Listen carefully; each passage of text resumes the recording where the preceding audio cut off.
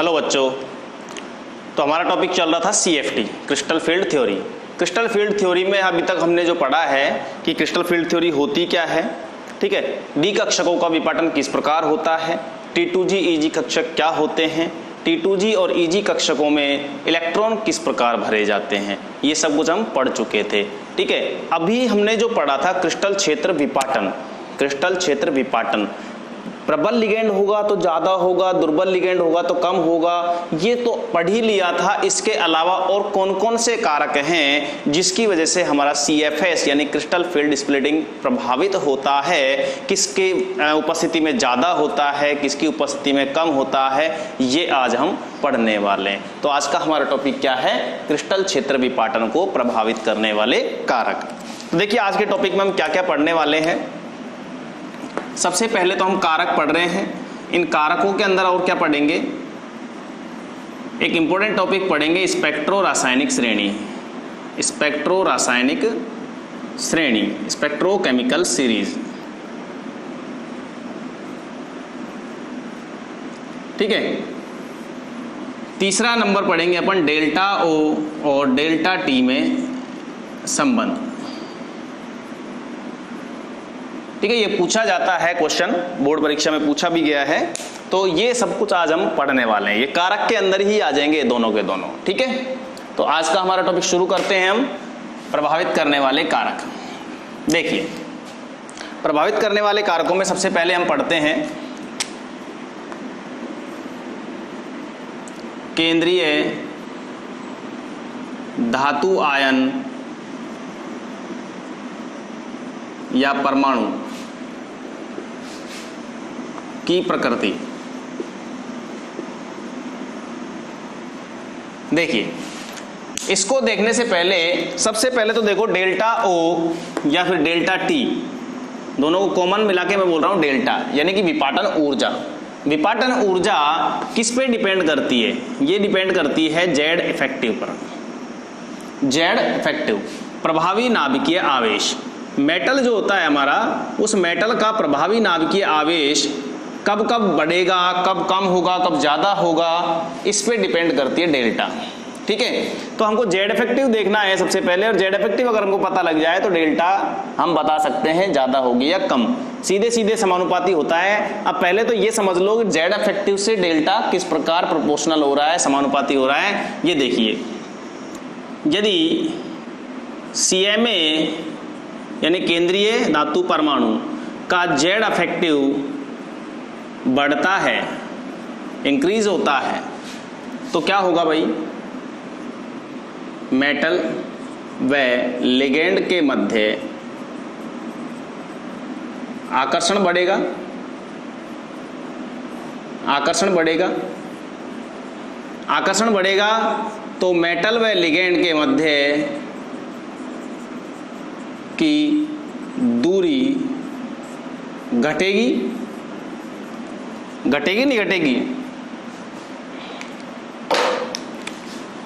अगर दूरी घटेगी तो लिगेंड और मेटल जब पास आएंगे तो मेटल के डी कक्षक और लिगेंड के लोन पेयर के मध्य रिपल्सन बढ़ेगा।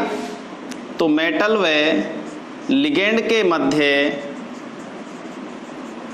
प्रतिकर्षण बढ़ेगा।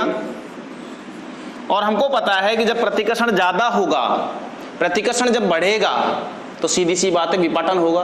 प्रतिकर्षण के कारण ही तो विपाटन हो रहा था, और अगर प्रतिकर्षण ज्यादा होगा तो विपाटन ज्यादा होगा। तो हम कह सकते हैं कि डेल्टा का मान बढ़ेगा, या कह सकते हैं विपाटन ऊर्जा का मान बढ़ेगा। तो सीधे सीधे हम कह सकते हैं Z इफेक्टिव बढ़ रहा है तो डेल्टा बढ़ रही है। तो हम कह सकते हैं कि delta is directly proportional to Z effective. ठीक है, तो ये बात हमने अब समझ ली है। अब इसके साथ साथ अब अपन चलते हैं कि Z इफेक्टिव हम किस प्रकार बढ़ा सकते हैं, किस प्रकार घटा सकते हैं, जिससे डेल्टा का मान बढ़े या घटे। ठीक है, इसको उतार लो एक बार। ठीक है, उतार लिया। शुरू करते हैं अपन। एक नंबर फर्स्ट पॉइंट देखते हैं अपन इसमें, CMA पर आवेश घनत्व।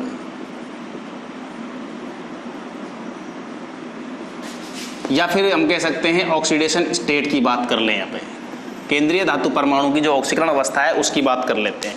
ऑक्सीकरण अवस्था बढ़ने से ऐसा क्या होगा, देखिए मान लीजिए हमारे पास दो संकुल हैं, एग्जाम्पल के लिए FeCN6 -4 एंड FeCN6 -3।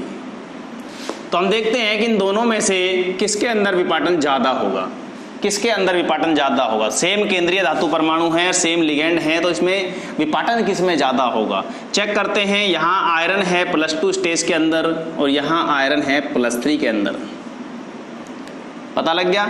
और हमको पता है कि किसी भी धातु परमाणु की या किसी भी परमाणु के अंदर यदि ऑक्सीडेशन स्टेट में वृद्धि होती है, ऑक्सीडेशन स्टेट में वृद्धि होती है तो क्या होगा भाई, ऑक्सीडेशन स्टेट में वृद्धि होने से क्या होगा, साइज छोटा होगा, और साइज छोटा होगा यानी जेड अफेक्टिव बढ़ेगा, जेड अफेक्टिव बढ़ेगा, और जेड अफेक्टिव बढ़ने से हमको पता है कि डेल्टा बढ़ेगा। क्लियर हो गई बात। अभी थोड़ी देर पहले देखा था कि जेड अफेक्टिव सीधे सीधे इसके समानुपाती होता है। एक इलेक्ट्रॉन निकालने से जेड अफेक्टिव बढ़ता है, 2 निकाल लें तो और ज्यादा बढ़ जाएगा, 3 निकाल लें तो और ज्यादा बढ़ जाएगा, यानी साइज छोटा होता जाएगा, इलेक्ट्रॉन आकर्षित करने की क्षमता बढ़ती चली जाएगी। बाह्यतम कोश के इलेक्ट्रॉनों को नाभिक द्वारा आकर्षित करने की क्षमता वही क्या कहलाती है, जेड अफेक्टिव। क्लियर हो गया यहां तक। सेकंड पॉइंट देखते हैं अपन, CMA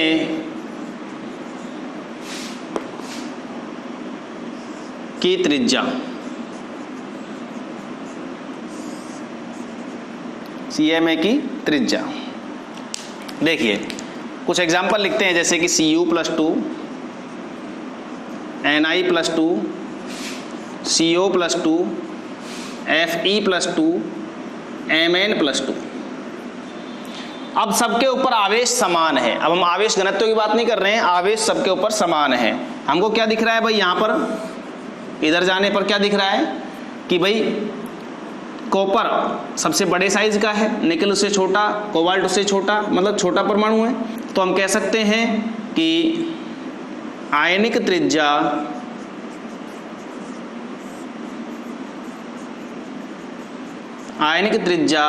घट रही है क्या, और आयनिक त्रिज्या घटेगी यानी साइज छोटा होगा तो क्या होगा, जेड अफेक्टिव बढ़ेगा तो डेल्टा का मान भी बढ़ेगा। क्लियर। तो केंद्रीय धातु परमाणु की प्रकृति के अंदर ये 2 पॉइंट याद रखेंगे अपन, ठीक है। उतार लो इसको, वीडियो पॉज करके उतार लो। नेक्स्ट पॉइंट हम देखते हैं, दूसरा पॉइंट हम देखते हैं संकुल की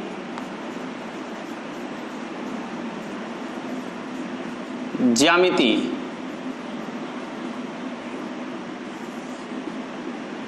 संकुल की ज्यामिति, ज्यामिति हम क्या देखते हैं, 2 प्रकार की ज्योमेट्री पढ़ते हैं अपन CFT के अंदर, ज्यादा भी होती हैं, ठीक है। 2 कौन कौन सी पढ़ते हैं, अष्टफलकीय और चतुष्फलकीय। अष्टफलकीय और चतुष्फलकीय के अंदर हम डेल्टा की बात करें, delta O and delta T। अष्टफलकीय संकुलों के अंदर, ऑक्टाहेड्रल के अंदर डेल्टा O विपाटन ऊर्जा होती है, स्प्लिटिंग एनर्जी, और डेल्टा T टेट्राहेड्रल के अंदर स्प्लिटिंग एनर्जी होती है। तो इन दोनों में से ज्यादा मान किसका है, ये मैं पहले बता चुका हूं, डेल्टा O का मान ज्यादा होता है, ठीक है, डेल्टा O का मान ज्यादा होता है। तो ज्यामिति भी किसको, विपाटन ऊर्जा को, स्प्लिटिंग एनर्जी को प्रभावित करती है। अच्छा, इन दोनों में रिलेशन की यदि हम बात करें तो रिलेशन याद रख लेना कि डेल्टा T का मान कम होता है डेल्टा O से, लगभग आधा होता है, 4/9। ये सवाल पूछा गया है, इसको याद कर लेना, ठीक है। डेल्टा T और डेल्टा O में रिलेशन क्या होता है, ठीक है।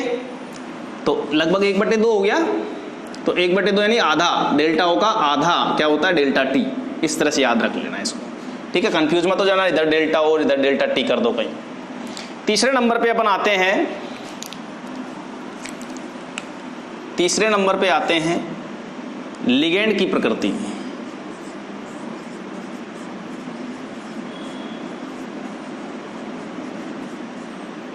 लिगेंड की प्रकृति, ठीक है।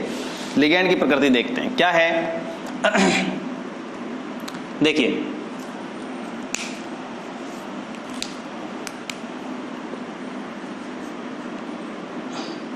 Delta is proportional to ligand की प्रबलता। पता है हमको इस चीज का। प्रबल लिगेंड होगा मेटल की तरफ तेजी से आकर्षित होगा, और तेजी से आकर्षित होगा तो उतना ही ज्यादा प्रतिकर्षण भी करेगा वो, और इसीलिए विपाटन भी ज्यादा होगा, ये गैप ज्यादा होगा। क्लियर हो गई बात। लिगेंड की प्रबलता जितनी ज्यादा होगी उतनी ही ज्यादा विपाटन ऊर्जा का मान होगा। और इसमें अब एक नोट डाल देंगे, स्पेक्ट्रो केमिकल सीरीज, स्पेक्ट्रो रासायनिक श्रेणी जो हमको यहां पढ़नी है, ठीक है। हेडिंग डाल दो,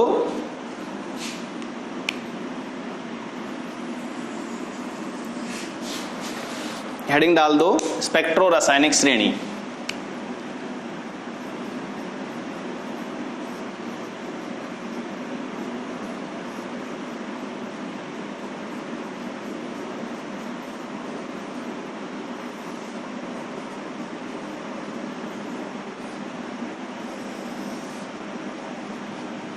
स्पेक्ट्रो रासायनिक श्रेणी, स्पेक्ट्रो रासायनिक श्रेणी क्या है।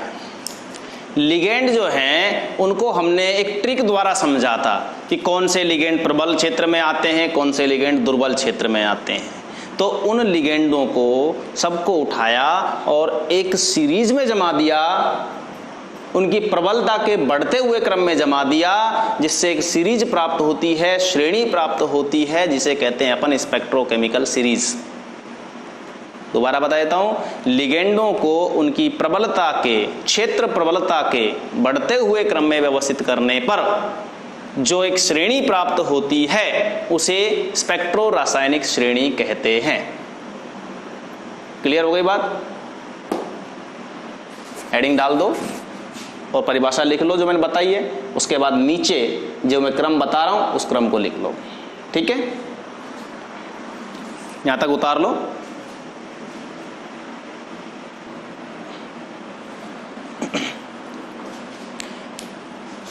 तो ये देखिए, ये है अपनी सीरीज। इस सीरीज में सभी लिगेंडों को तो नहीं रखा गया है, लेकिन जो हमारे काम के जो लिगेंड हमारे काम आते हैं, जो ज्यादातर पूछे जाते हैं, उन लिगेंडों को इस सीरीज के अंदर जमा दिया है। इस सीरीज में देखने पे हमको सबसे पहले क्या पता चल रहा है, आयोडीन को सबसे पहले रखा है। इसका मतलब है आयोडीन सबसे दुर्बल लिगेंड में है, सबसे दुर्बल लिगेंड है। उससे प्रबल ब्रोमीन है, ब्रोमाइड मतलब, इधर उससे ज्यादा सल्फाइड, थायोसाइनेटो, क्लोरिडो, फ्लोरिडो, हाइड्रोक्सिडो, ये इथेनॉल ETOH मतलब C2H5OH, ऑक्सिलेटो, ऑक्सो, ये जल यानी एक्वा, ये क्या है आइसोथायोसाइनेटो, ये है अपना EDTA, ये क्या है EDTA ethylene diamine tetra acetate. Pyridine और अमोनिया जो है इनकी प्रबलता लगभग समान होती है। एथेन 1,2 डाइएमीन, बाइपिरिडीन, ऑर्थोफिनेंथ्रीन,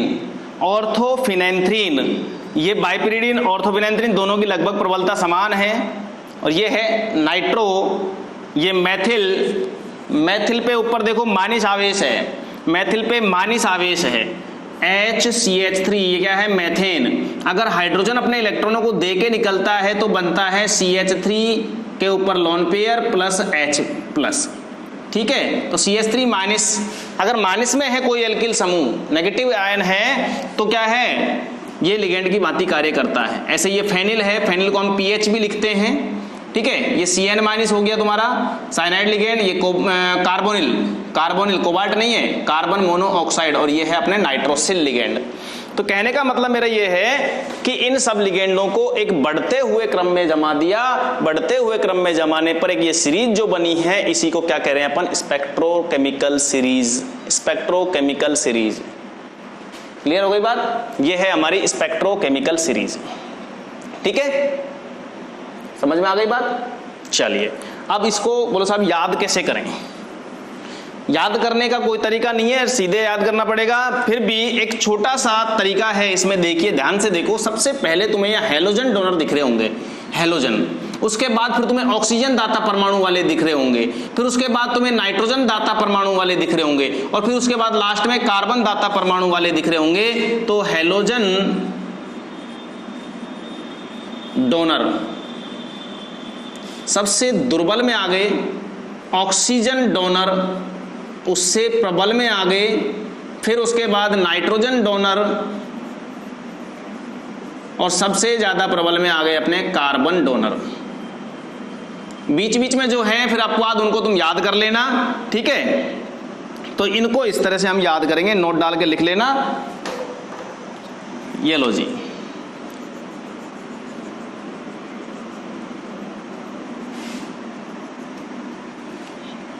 ठीक है भैया? तो इस तरह से हम इनको याद करेंगे।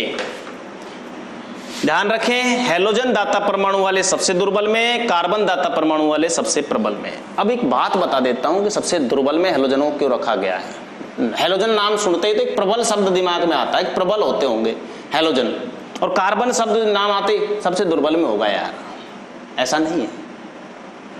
प्रोसेस देखो क्या है, हेलोजनों की प्रोसेस क्या, हेलोजनों की प्रकृति क्या होती है, नेचर क्या होती है? इलेक्ट्रॉन एक्सेप्टर, इलेक्ट्रॉन युग्म को धारण करने की क्षमता होती है, ग्रहण करने की क्षमता होती है, आकर्षित करने की क्षमता होती है, ठीक है? यानी कि इनकी इलेक्ट्रॉन नेगेटिविटी सबसे ज्यादा है। तो ये लोन पेयर देंगे कि लेंगे?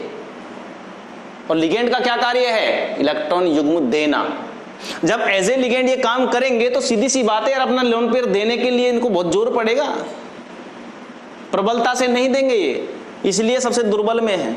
और कार्बन जो है इसकी विद्युत ऋणता इन चारों में से सबसे कम है, और विद्युत ऋणता कम होने के कारण ये आसानी से अपने इलेक्ट्रॉन पेयर को डोनेट कर सकता है, यानी कि प्रबलता से डोनेट कर सकता है। इसीलिए कार्बन डोनर जितने भी हैं, कार्बन जिनमें दाता परमाणु है, वो सबसे प्रबल में आ गए। क्लियर हो गई बात? तो ये सब कुछ हमको सीएफटी ने बताया था। यहाँ कोई देखो पूरी सीएफटी के अंदर हमने कहीं भी कोई ट्रिक पढ़ी हो तो बता दो। यानी कि वीबीटी का विस्तार, वीबीटी को और अच्छे से क्लियर करके अच्छे तरह से मतलब उसको कॉम्प्लेक्स को समझाने के लिए सीएफटी दिया गया था। किसने दिया था? बेथे ने। किसने दिया था? बेथे और वॉन ब्लैक, ठीक है? चलो इसको उतार लो। आज के लिए इतना ही। स्पेक्ट्रो रासायनिक श्रेणी अच्छे से समझ में आ गई होगी मेरे ख्याल से। चलिए।